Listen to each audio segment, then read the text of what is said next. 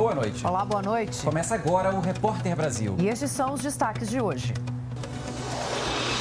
O Ministério da Saúde aponta queda no número de novos casos e estabilização das mortes por Covid-19 no país. Mas em um mês, os presídios brasileiros registram quase o dobro de infectados pelo novo coronavírus. A Caixa divulga orientações para o desbloqueio de contas do auxílio emergencial. Uma operação no Rio de Janeiro prende 4 pessoas acusadas de desviar 6 milhões de reais de contratos da área da saúde. E a um ano dos Jogos Olímpicos, o mundo do esporte ainda não sabe se o evento vai ser realizado.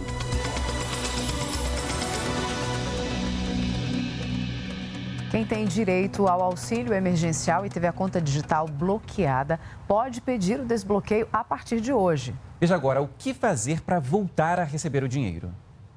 Mais de 1.300.000 contas digitais bloqueadas estão divididas em 2 grupos. No primeiro, as contas foram bloqueadas por suspeita de fraudes. Nesse caso, o usuário precisa ir a uma agência da Caixa para regularizar a situação. A prioridade é para as pessoas que ou acabaram de receber o seu depósito ou irão receber amanhã ou na próxima semana.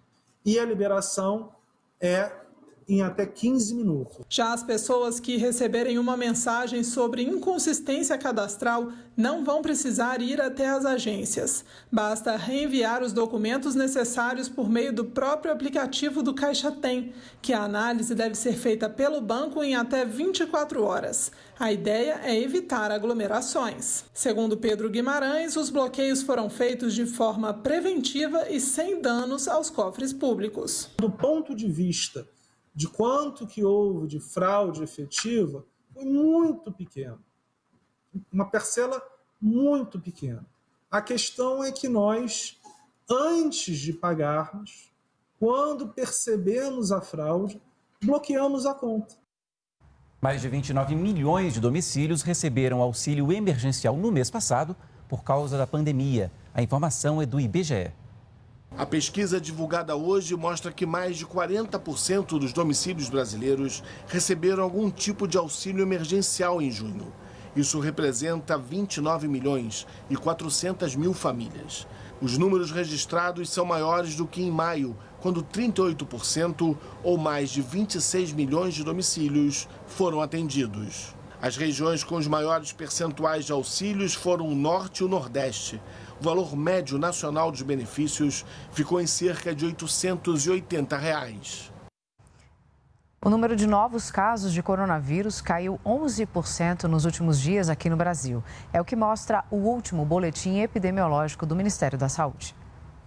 A tendência de desaceleração ainda precisa ser confirmada, mas o fato é que na última semana as contaminações pelo novo coronavírus no Brasil caíram em 11% e as mortes ficaram estáveis. Em números, foram cerca de 235 mil novos infectados e 7.300 óbitos.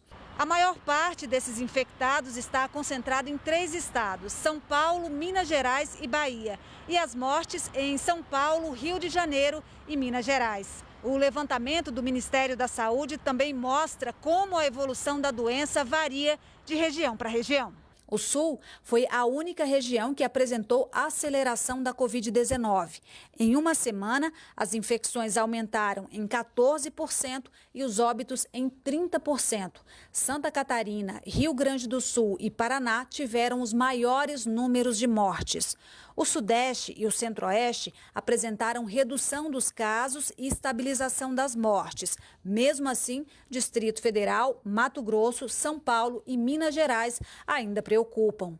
No Norte, houve estabilização da doença, com uma média de 4.500 contaminações e 74 mortes por dia, mas com diferenças internas significativas. No Acre, por exemplo, as novas infecções caíram em 30% e os óbitos subiram 36%.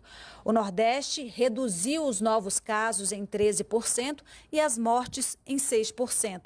Mesmo com a diminuição, os registros recentes foram mais expressivos na Bahia. O estado de São Paulo teve mais de 12 mil casos de coronavírus em apenas 24 horas. É o segundo maior número desde o começo da pandemia. Da capital paulista, ao vivo, a repórter Anne Zanetti explica esse aumento para a gente. Anne, boa noite. Olá, Cátia e Paulo, boa noite a vocês e a todos. Esse segundo maior número vem um dia depois do recorde de casos divulgado ontem. E o governo diz que são casos represados de dias anteriores por causa de uma falha na notificação federal. O Ministério da Saúde informou que alguns estados apresentaram dificuldades no final de semana e que a pasta prontamente auxiliou na resolução desse problema. O estado tem mais de 452 mil casos confirmados, 20.894 pessoas morreram e mais de 302 mil se recuperaram. E agora nós vamos ao Rio de Janeiro com o repórter Paulo Garritano. Boa noite, Paulo. Boa noite, Anne. Boa noite a todos que acompanham o Repórter Brasil. Falamos ao vivo aqui do Palácio Guanabara, que é a sede do governo do Rio de Janeiro. E hoje, a Universidade Estadual do Rio de Janeiro anunciou que o vestibular de 2021 está adiado. As provas deveriam ter acontecido em junho, a primeira etapa, e a segunda etapa em setembro não vai acontecer. A de junho também não tinha sido realizada. O vestibular fica adiado para o primeiro semestre do ano que vem. As datas ainda não foram definidas.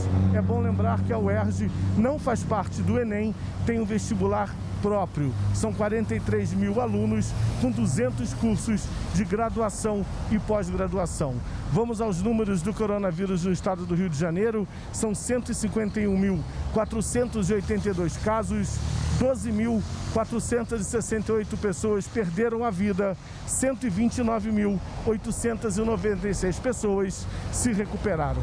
Paulo, Catiúcia. Obrigado, Garritano. Em Cuiabá, um centro de triagem da Covid-19 começou a funcionar hoje na Arena Pantanal. Veja agora quem pode procurar o local na reportagem da TV Paiaguás. O Igor veio cedo para a fila garantir o atendimento. Eu vim porque minha esposa, ela foi testada positivo e eu tive alguns sintomas de resfriado, de gripe. Quero saber se eu já tive também, se eu estou testando positivo ou não, como está a minha situação. O centro de triagem Covid-19 foi estruturado para atender apenas adultos. A orientação da Secretaria de Estado de Saúde é que as pessoas que precisarem vir até o local não tragam crianças nem acompanhantes, porque o ambiente tem alto risco de contaminação. O centro de triagem é uma extensão do Hospital Estadual Santa Casa, mas funciona como atendimento primário. É um suporte aos municípios da Baixada Cuiabana com o objetivo de realizar um diagnóstico precoce e evitar que os pacientes contaminados precisem ser hospitalizados. Hoje a gente precisa o quê? Diminuir a replicação viral. Como é que a gente vai fazer isso? Em massa, testagem em massa e atendimento precoce. Falando em atendimento, a Sociedade Brasileira de Cardiologia lançou uma campanha hoje para lembrar as pessoas que, mesmo em tempos de pandemia, é sim preciso ir ao médico. As pessoas estão deixando de ir às consultas com medo de se contaminar pela Covid-19. A campanha Saúde Não Tem Hora pretende chamar a atenção sobre as consequências do abandono do tratamento de doenças crônicas durante a pandemia. De acordo com as entidades médicas, houve queda de 50% nos atendimentos de emergência por doenças cardíacas e 40% por acidente vascular cerebral, o AVC, e redução de cerca de 14% nas notificações dessas doenças. Por outro lado, aumentou 31% o número de mortes por doenças cardiovasculares na comparação com o ano passado. Houve elevação também de 30% no número de pessoas que morreram em casa por doenças no coração. Segundo especialistas, sem acompanhamento médico, o AVC e o infarto matam mais que o novo coronavírus. Por exemplo, em 2018, foram registradas no país 31 mil mortes por AVC. No mesmo mês, em 2020, 23 mil pessoas perderam a vida por causa da Covid-19. Nós temos agora um fato extremamente poderoso no mundo inteiro, por isso que chama-se pandemia, e que está fazendo com que os pacientes com sintomas não procurem a unidade de emergência por receio. O paciente deve ir à emergência, sim. As 12 primeiras horas são cruciais para restabelecer o fluxo da coronária entupida. Os diabéticos também devem ficar atentos. O risco de complicações da Covid aumenta se a glicemia não está controlada. A Organização Mundial da Saúde disse hoje que todos os países do mundo foram afetados pelo novo coronavírus, mas a transmissão está concentrada em 3 países: Estados Unidos, Brasil e Índia. Sobre esse assunto, a repórter Mariana Jungmann traz mais informações ao vivo para a gente. Mariana, boa noite. Oi, Catiúcia, Paulo, boa noite a vocês, boa noite a quem nos acompanha de casa. Olha, de acordo com o diretor-geral da Organização Mundial de Saúde, Tedros Adhanom, a vantagem que esses países têm é a democracia, viu? Ele disse que a OMS confia no combate ao coronavírus nesses países porque eles têm mais capacidade interna de agir contra a doença, justamente porque têm instituições democráticas fortes. E para os países onde o pior já passou, ele fez um alerta duro, viu? Disse que a doença já mudou a nossa forma de nos relacionarmos e que não vai ser mais possível baixar a guarda como antes. Nesse momento, no mundo, 15 milhões de pessoas já se contaminaram com o novo coronavírus e 622 mil já morreram. E ele ainda está chegando com força em alguns países, como é o caso da Austrália, que hoje registrou o maior número de mortes dos últimos 3 meses. Confira na reportagem. Novas infecções continuam surgindo em Vitória, o segundo estado mais populoso da Austrália, que confirmou pelo menos 400 contágios e 5 mortes nas últimas 24 horas. Por conta da nova onda de infecções, os moradores de Melbourne, a capital de Vitória, e a maior parte do estado agora precisam usar máscaras fora de suas casas. O aumento de infecções surgiu depois que o país relaxou as medidas rígidas de confinamento impostas em meados de março. Traços da Covid-19 estão sendo monitorados em águas residuais da capital francesa Paris e podem ajudar cientistas a acompanhar a evolução do surto. Os vestígios do novo coronavírus, que haviam desaparecido do sistema de esgoto quando a França impôs um bloqueio, estão surgindo novamente. Segundo autoridades de saúde locais, quando usado em conjunto com outros dados, este pode ser um sinal de alerta precoce útil da propagação do vírus. Uma menina israelense de 3 anos que se viu presa no exterior, longe dos pais, em meio a restrições de viagens por coronavírus, desde janeiro, finalmente conseguiu voltar para casa depois que uma companhia aérea israelense concordou em acompanhá-la. No começo do ano, Melania Petrushenko estava visitando a Ucrânia com a avó. Como a avó não tem cidadania israelense, a menina não pôde mais voltar, já que tanto Israel quanto a Ucrânia impuseram restrições de viagem quando a Covid-19 começou a se espalhar. Ela agora está em casa, onde cumpre quarentena de 14 dias. De volta ao Brasil, o conselho que reúne os secretários estaduais de saúde divulgou há pouco os dados mais recentes da pandemia aqui no Brasil. 84.082 pessoas morreram por causa da Covid-19. Até agora, 1.311 pessoas só nas últimas 24 horas. Além disso, são 2.287.475 casos confirmados. Até aqui, 59.961 nas últimas 24 horas. O número de pessoas que se recuperaram da doença ainda não foi divulgado. Assim que for, a gente traz para você. 136 pessoas que estão presas morreram por causa do novo coronavírus até agora. Além disso, quase 14 mil estão infectadas, um aumento de quase 100% em 30 dias. Os dados são do Conselho Nacional de Justiça. O maior número de casos está no Distrito Federal e, por isso mesmo, as visitas presenciais foram substituídas por encontros virtuais. Cada uma das 7 unidades prisionais do Distrito Federal tem 5 tablets. É por meio deles que os detentos conversam com os familiares que são previamente cadastrados. A conversa é supervisionada por policiais penais. São feitas diariamente mais de 30 visitas virtuais por presídio. Cada uma dura 3 minutos em média para que uma maior quantidade de presos possa conversar com os parentes. Como é que você está? Tô bem, tô morrendo de saudade. Tá bem. Uma oportunidade boa, porque a gente já está há muito tempo sem contato nenhum com a família, a não ser através de carta, né? E essa modalidade a gente vendo, pelo menos a gente fica mais confortável, ver que realmente está tudo bem. Nós sabemos que o período em que estamos vivendo neste momento é um período muito grave, em que há necessidade do isolamento social. Mas para tentar diminuir um pouco essa distância, As visitas virtuais foram uma grande solução para este momento de pandemia, que, como todos nós sabemos, irá passar. E nós precisamos ter paciência. E as visitas virtuais, com o uso de tecnologia e com o uso dos tablets, tem sido uma grande forma de colocar em contato as pessoas que tanto se amam. Você vai ver no próximo bloco. Há um ano para os Jogos Olímpicos de Tóquio, o Japão celebra a data em meio a dúvidas sobre a realização do evento.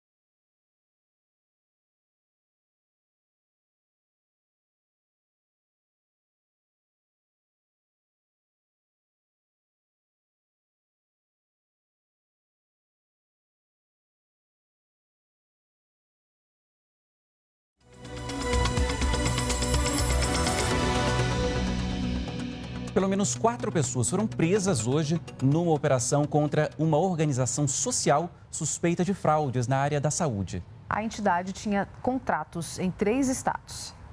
A investigação da Polícia Civil e do Ministério Público do Rio revelou que a organização social IABAS teria sido criada com a intenção de praticar fraudes em contratos públicos na área da saúde. Entre os presos na operação de hoje está Luiz Eduardo da Cruz, ex-controlador do IABAS, que, de acordo com o Ministério Público, continuava comandando a organização social de forma oculta. A sede do IABAS, em São Paulo, também foi alvo de busca e apreensão. A investigação descobriu uma série de irregularidades em contratos firmados com a Prefeitura do Rio. Segundo os promotores, entre os anos de 2009 e 2019, foram desviados mais de 6 milhões de reais dos cofres do município. O prefeito Marcelo Crivella diz que o contrato com IABAS foi firmado na gestão anterior de Eduardo Paes e que no ano passado descredenciou a organização social devido à má gestão dos recursos públicos. E depois começamos a cobrar e essa OS foi multada em mais de 25 milhões de reais. Foi considerada inidônea pelo município e foi retirada. De tal maneira que conosco eles investigaram, mas não encontraram nada. Além da Prefeitura do Rio, o IABAS também firmou contratos com a Prefeitura de São Paulo e com os governos de Mato Grosso do Sul e do Rio de Janeiro. Ao todo, a organização social teria recebido cerca de 5 milhões e 200 milhões de reais. Parte desses recursos foi destinada para a montagem dos hospitais de campanha do governo do Rio para atender pacientes com coronavírus. Os 1.400 leitos previstos no contrato foram entregues parcialmente e o ex-secretário de Saúde do Estado está preso. Em nota, o IABAS afirmou que Luiz Eduardo Cruz não tem mais vínculo com o Instituto e que as prestações de conta de contratos com a Prefeitura do Rio foram aprovadas. Já o ex-secretário de Saúde da gestão Eduardo Paes, Daniel Sorans, disse que sempre atuou com lisura e transparência. No interior de São Paulo, um contrato da Prefeitura de Rio Claro para a compra de equipamentos de proteção individual está sob suspeita de superfaturamento. Como consequência da pandemia, o material foi adquirido sem licitação por R$4 milhões. Veja os detalhes na reportagem da TV Claré, afiliada da TV Brasil. O documento, com 61 páginas, resultado da investigação do Ministério Público de Contas de São Paulo, foi entregue ao Tribunal de Contas do Estado. Segundo as análises, foram adquiridos quase 500 mil itens, como máscaras, aventais e toucas, totalizando quase R$4 milhões pagos à empresa Maurício Silva Souza ME. A fornecedora tem sede na cidade de São Vicente, litoral paulista, e o patrimônio está avaliado em R$200 mil. Segundo o Núcleo de Apoio Técnico do MPC, o CNPJ da empresa foi criado em fevereiro deste ano, ou seja, menos de 3 meses antes do contrato assinado, no mês de abril. O dono, Maurício Silva Souza, é apontado pelo CAGED como morador de Praia Grande, também na Baixada Santista. O endereço, entretanto, seria incompatível com o capital social declarado, circunstância que, eventualmente, para o MPC, pode indicar um endereço de fachada ou um sócio laranja. Outro fato que reforça a tese é de que Maurício teve acesso ao auxílio emergencial pago pelo governo. As ocupações profissionais dele anteriores, no período de 2013 a 2016, tinham sido como copeiro, como auxiliar de manutenção em prédios e ganhando ali cerca de um salário mínimo. Então é muito estranho que uma pessoa com condições socioeconômicas mais simples assim, tenha assinado um contrato de R$4 milhões com a Prefeitura. A Prefeitura de Rio Claro diz que mandou abrir uma sindicância para apurar a denúncia e garantiu que, se ela for comprovada, os responsáveis serão punidos. Ainda, segundo a Prefeitura, os equipamentos chegaram no prazo previsto e estão sendo utilizados. O ex-governador de São Paulo, Geraldo Alckmin, do PSDB, foi denunciado hoje pelo Ministério Público de São Paulo. Os procuradores suspeitam que ele teria recebido mais de R$10 milhões não declarados nas campanhas eleitorais de 2010 e 2014. A denúncia contra o ex-governador e outras 9 pessoas é por falsidade ideológica, corrupção passiva e lavagem de dinheiro. E a empreiteira Odebrecht seria a responsável por transferir o dinheiro para a campanha de Alckmin por meio de doleiros. Geraldo Alckmin negou qualquer irregularidade e afirmou que o inquérito do Ministério Público não tem suporte nos fatos. O diretório do PSDB em São Paulo disse que confia no ex-governador. No Distrito Federal, o Ministério Público cumpriu hoje 13 mandados de busca e apreensão. Um deles foi na casa do ex-governador Agnello Queiroz. A suspeita é que ele tenha recebido R$462 mil de propina, o que equivaleria a 10% do valor de contrato firmado entre uma empresa privada e a Secretaria de Saúde do Distrito Federal. Agnello Queiroz foi governador entre 2011 e 2014. A defesa do ex-governador disse que ainda não teve acesso à investigação, mas afirmou que Agnello Queiroz vai se manifestar quando conhecer o seu teor, convicto e seguro de que não cometeu qualquer ato ilegal. Segundo o Comitê Gestor da Internet, 26% dos brasileiros não têm internet. Na zona rural, 47% não acessam a rede. Promover a inclusão digital ainda é um desafio no país, como conta a repórter Daniele Popov.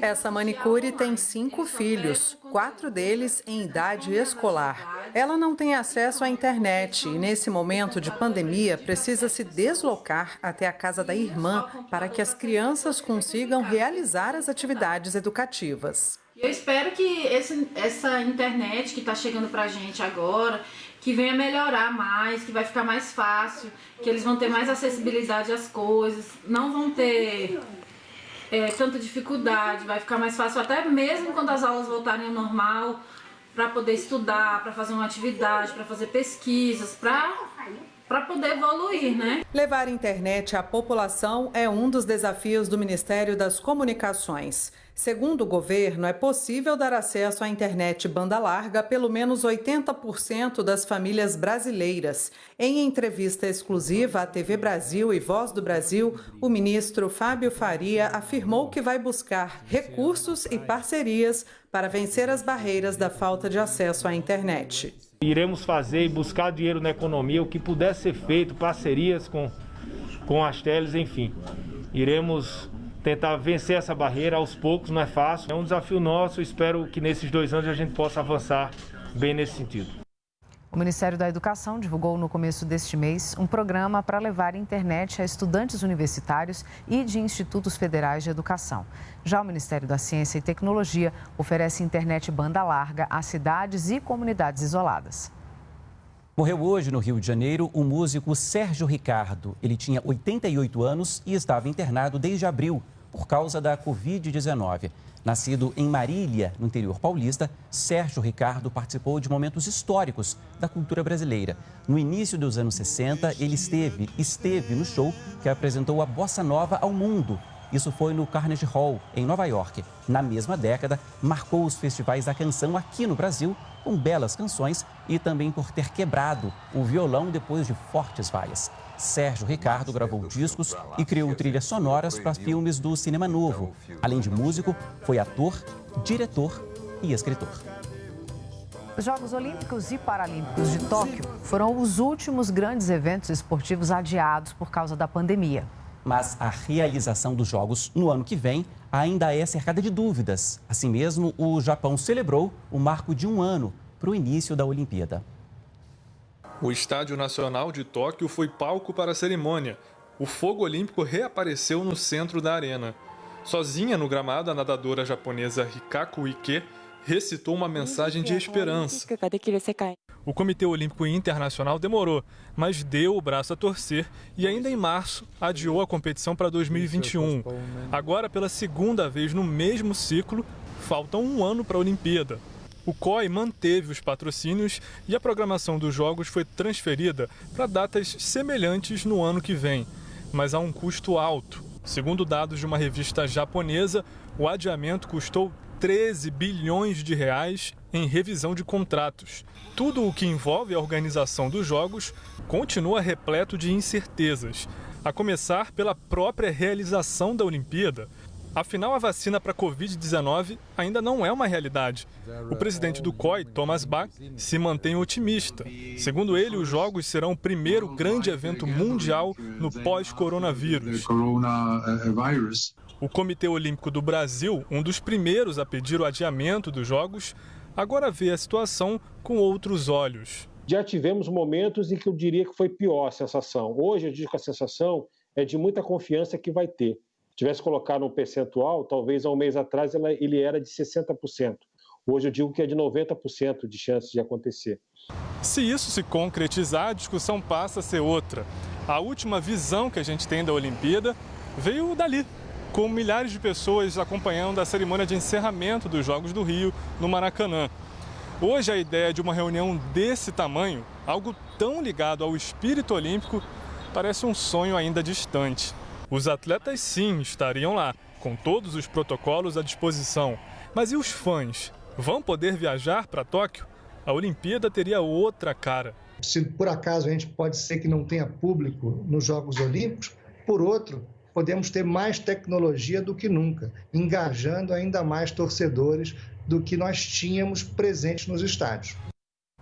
Acabaram de sair os números dos recuperados da Covid-19 até agora aqui no Brasil. Vamos a eles. São 1.570.000 pessoas, 237. 1.570.237 pessoas. O Repórter Brasil de hoje termina aqui. Você fica agora com o programa TV Brasil Esporte. E vê mais notícias nos nossos boletins que começam depois do programa A Praia Viva. Boa noite. Obrigado pela companhia, uma ótima noite e até amanhã. Tchau, boa noite, até amanhã.